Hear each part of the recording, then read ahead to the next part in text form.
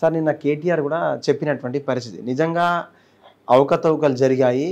కొన్ని సంవత్సరాలలో 2024లో ఇన్ని అంటే ఆగస్టులో ఇంతమంది అభ్యర్థులు ఉంటే ఆగస్టు దాటిన తర్వాత ఇంకొక రివాల్యుయేషన్ జరిగితే ఇంతమంది అభ్యర్థులు లేదంటే ఆ సెప్టెంబర్ 9th కల్లా నిన్న జరిగినటువంటి అవకతవకల మీద కూడా హైకోర్టు అయితే విధించింది సార్, క్యాన్సిల్ చేసింది జనరల్ ర్యాంక్ లిస్టు. నిజంగా పట్టపగలు గ్రూప్ 1 పోస్ట్ అంతా కూడా అమ్మేసుకున్నారు. దాని మీద నేను ఛాలెంజ్ చేస్తా అని చెప్పేసి కేటీఆర్ ఛాలెంజ్ చేశారు. లేదంటే అదేవిధంగా హైకోర్టు కూడా పరిగణించి దాన్ని మీరు రీవాల్యుయేషన్ చేస్తారా లేకపోతే రీకండక్ట్ చేస్తారా? ఐ మీన్ ప్రిలిమ్స్ పాస్ అయిన వాళ్ళకి మెయిన్స్ ఎలా చూస్తారు సార్ గవర్నమెంట్ ఫెయిల్యూర్స్ని, ఈ టీజీపీఎస్సీ ఆస్పిరెంట్స్ని? లేదంటే నిజంగా జనరల్ ర్యాంకింగ్లో మేమంతా వచ్చేసాం, మేమంతా కూడా మా యొక్క లైఫ్ అచీవ్మెంట్గా చూసేటువంటి వాళ్ళకు ఇప్పటికే ఇంటర్వ్యూలు, పాడ్కాస్ట్లు, వాళ్ళ సక్సెస్ మంత్రాలంతా కూడా స్టూడెంట్స్ అంతా కూడా చేస్తున్నారు, వాళ్ళంతా ఫేమస్ అయ్యారు. రేపో మాపు డిప్యూటీ కమిషనర్లో, అడిషనల్ డైరెక్టర్ గారు, నేను ఇక్కడ జిహెచ్ఎంసీ కమిషనర్, జీడబ్ల్యూఎంసీ కమిషనర్కి వెళ్ళాల్సినటువంటి నేను నాకు ఇలా బ్రేక్ పడ్డం ఇలా చూస్తారు. ఒక స్టూడెంట్స్ కార్నర్లో కావచ్చు, ఈ జడ్జిమెంట్ కార్నర్లో పాలిటిక్స్ వద్దు మనకు. అదే ఇప్పుడు మనం రాజకీయాలు పక్కన పెడితే కోర్టు ఇచ్చిన తీర్పు ప్రకారం అయితే 2 ప్రత్యామ్నాయాలు ఉన్నాయి. ఒకటి రీవాల్యుయేషన్ చేయడం, లేదు అంటే మళ్ళీ ఎగ్జామ్స్ కండక్ట్ చేయడం. ఇవి తప్ప ఇవి ప్రత్యామ్నాయం లేవు. అవును. సో ఇక్కడ మరి కమిషన్ ఏం నిర్ణయం తీసుకుంది, మరొక బెంచ్కి వెళ్తుందా, సుప్రీంకోర్టుకి వెళ్తుందా, అది మనకి ఇప్పుడు తెలియదు. సో ఫస్ట్ ఆఫ్ ఆల్ అభ్యర్థులు చాలా ఇబ్బందికరమైన పరిస్థితుల్లో ఉన్నారు. మీరు అన్నట్టు మనం రాజకీయాలు మాట్లాడకూడదు అంటే రాజకీయ సంబంధం లేకుండా ఈ అంశాన్ని మాట్లాడలేదు.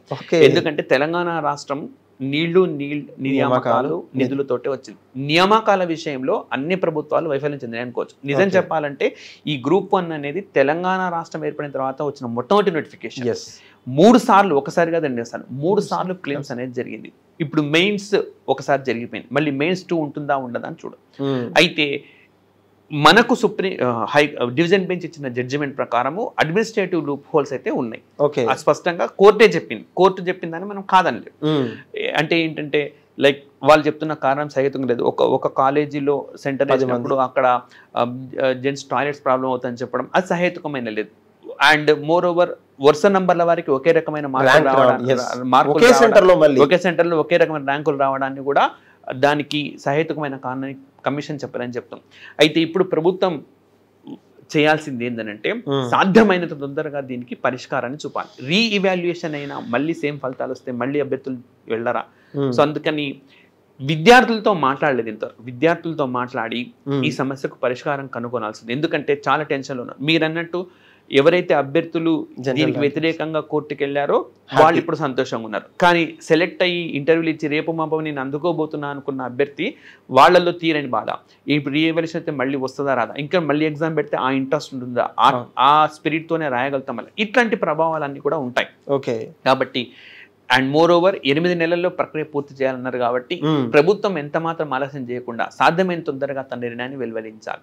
సో మళ్ళీ ఇంకొక బెంచ్కి వెళ్ళడం ఇదంతా ఒక తాత్సారం చేసే పద్ధతి. ఎందుకనంటే క్యాలెండర్ అమలు చేస్తామన్నారు, క్యాలెండర్ ఇప్పటివరకు అమలు కావడం లేదు. అండ్ కొత్త నోటిఫికేషన్లో వచ్చే దరిదాపు జాడ కనపడడం లేదు. యువత ఎప్పుడైతే అన్రెస్ట్ ఉంటుందో, గందరగోళంగా ఉంటుందో పరిస్థితులు తీవ్ర పరిణామాలు ఉంటాయి. మనం బంగ్లాదేశ్లో చూడవచ్చు, నేపాల్ చూడవచ్చు, శ్రీలంకలో చూడవచ్చు.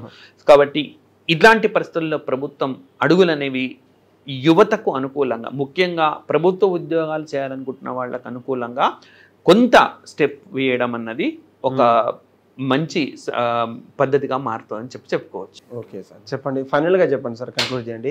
ఎవరైతే యూపీఎస్సీ ఆస్పిరెంట్స్ ఎవరైతే ఉన్నారో, లేదంటే గ్రూప్ 2 కావచ్చు, గ్రూప్ 1 కేటగిరీకి సంబంధించినటువంటి ఇప్పటి నుంచే దాదాపు ఇంటర్ నుంచి లేదంటే 10th క్లాస్ నుంచి వాళ్ళ పేరెంట్స్తో డిస్కస్ చేసేసి నేను ఇంటిగ్రేటెడ్గా కాలేజ్కి వెళ్తాను, లేదంటే ఎంపీసీతో పాటు లేదంటే బైపీసీతో పాటు సిఈసీ ఎంఈసీతో పాటు నేను యూపీఎస్సీ కోచింగ్కి వెళ్తాను, లేదంటే చదువుతాను అని చెప్పేసి చెప్తున్నటువంటి పరిస్థితి మనమంతా చూస్తాం.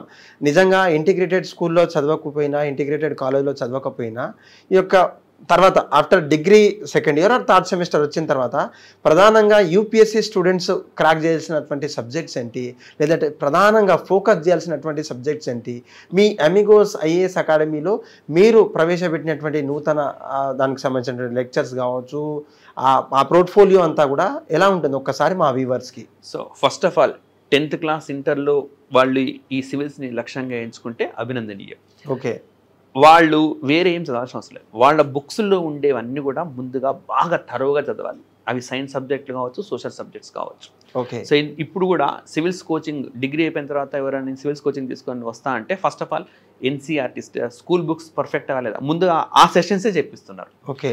అంటే అవి అంత ప్రాధాన్యం ఉన్నవి. అండ్ రెండవది, సివిల్స్కు రావాలి అనుకుంటున్న అభ్యర్థి ప్రాథమికంగా ఏ అంశానికైనా సరే ఎందుకు ఏంటి అనే క్వశ్చన్ వేసుకుంటూ ఉండాలి. వాళ్ళు ఆన్సర్ తెలుసుకోవాల్సిన అవసరం లేదు, అట్లీస్ట్ క్వశ్చన్ వేసుకోగలగాలి. ఫర్ ఎగ్జాంపుల్ ఇప్పుడు స్టార్టింగ్ చర్చ నేపాల్తో చేసినాం. నేపాల్లో ఎందుకు ఈ పరిస్థితి వచ్చింది, ఎంతకాలం ఉంటుంది, ఈ సమస్యకు పరిష్కారం ఏ దిశగా తీసుకెళ్ళాలి మనం, ఇట్లాంటి క్వశ్చన్స్ వేసుకుని వారికి ఆన్సర్ ఉండాల్సిన అవసరం లేదు, అట్లీస్ట్ క్వశ్చన్ చేసుకునే కెపాసిటీ ఉంటే so more than enough. Okay. And next ఎప్పుడైతే సెకండ్ ఇయర్ థర్డ్ ఇయర్కి వస్తుంటారో వాళ్ళ అకాడమిక్స్ పైన మాత్రం పూర్తి కమాండ్ పెట్టుకోవాలి. రెండోది ఏంటంటే మనకు నానాటికి పోటీ పెరుగుతూ ఉన్నది. అండ్ ప్రతి ఒక్కరు ఉండే 1000-1500 పోస్టులు అందరికీ రాసేది లక్షల్లో ఉంటారు, అందరూ సెలెక్ట్ కాదు. ప్రత్యామ్నాయ కెరీర్ని ఎంచుకొని కూడా రావాల్సి ఉంటుంది ఎప్పుడు కానీ సివిల్ సర్వీసెస్. ప్రత్యామ్నాయ కెరీర్ అంటే ప్లాన్ బి అనేది ఖచ్చితంగా ఉండాలి. సో ఎందుకంటే రకరకాల కారణాలు ఇక్కడ సక్సెస్ కాకపోవచ్చు, అలాగని ఇది టఫ్ అనేం కాదు. ఒక ప్లానెడ్ ప్రకారం చదివితే ఖచ్చితంగా విజయం అనేది ఉంటుంది. సో ఇక్కడ డిగ్రీ అయితే 3 సంవత్సరాలు, ఇంజనీరింగ్ అయితే 4 సంవత్సరాలు అయితే ఉంటుంది. సో అప్పుడు వాళ్ళు ఫైనల్ ఇయర్ అయిపోయిన తర్వాత అయినా సరే ఈ బేసిక్స్ అన్ని అప్పటి వరకు తరవుగా ఉంటే so more than enough. And వాళ్ళు ముందుగా మల్టిపుల్ చాయిస్ ఎగ్జామినేషన్ క్రాక్ చేసే ఆ ఇష్యూతో స్టార్ట్ చేసి మెల్లిమెల్లిగా దాన్నే ప్రతి అంశాన్ని విశ్లేషించే స్థాయికి వెళ్ళగలగాలి. సో ఇక్కడ అమిగోస్ ఐఏఎస్లో కూడా అదే పద్ధతిలో ఉంటుంది. ఎవరు మనకు లాంగ్ టర్మ్ బ్యాచెస్ ఉన్నాయి, లాంగ్ టర్మ్లో కూడా మళ్ళీ వాళ్ళు చదవకపోయినా 6th క్లాస్ నుంచి ఇంటర్మీడియట్ వరకు ఏమేమి చెప్పినారు అన్నది సుదీర్ఘంగా వాళ్ళ క్లాసెస్ ఇవ్వడం జరుగుతుంది. అండ్ ఆ తర్వాతనే ఈ మధ్యలోకి వచ్చేసరికి ఒక స్టూడెంట్ పొటెన్షియల్గా ఉండడానికి ఉన్నప్పుడు వాళ్ళకి ఇన్కార్పొరేట్ చేస్తారనమాట ఈ కల్చర్ అంతా, ఏ విధంగా నువ్వు క్వశ్చన్ చేసుకోవాలి, ఏ విధంగా ఆన్సర్ రాబట్టాలని చెప్పి. అండ్ మోస్ట్ ఎక్స్పీరియన్స్డ్ ఫ్యాకల్టీ ఉన్న నేపథ్యంలో సక్సెస్ రేట్ కూడా అదే విధంగా ఉంటుంది.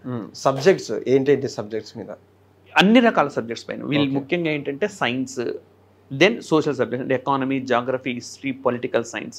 సైన్స్లో కూడా మనం ఫిజిక్స్, కెమిస్ట్రీ, బయాలజీ అంటే బాటనీ అన్నీ ఒక సాధారణ మానవుడికి ఎంత మేరకు సైన్స్ అవసరమో అంత మేరకు అనమాట. ఈవెన్ ఎంబెడెడ్ ఎమర్జింగ్ టెక్నాలజీస్ అంటే అధునాతన శాస్త్ర సాంకేతిక జ్ఞానాలు, ఇప్పుడు మీరన్న ఏఐ కావచ్చు, ఇంటర్నెట్ ఆఫ్ థింగ్స్ కావచ్చు, అవి కూడా ఇక్కడ మనకి ఎగ్జామినేషన్లు అడుగుతారు.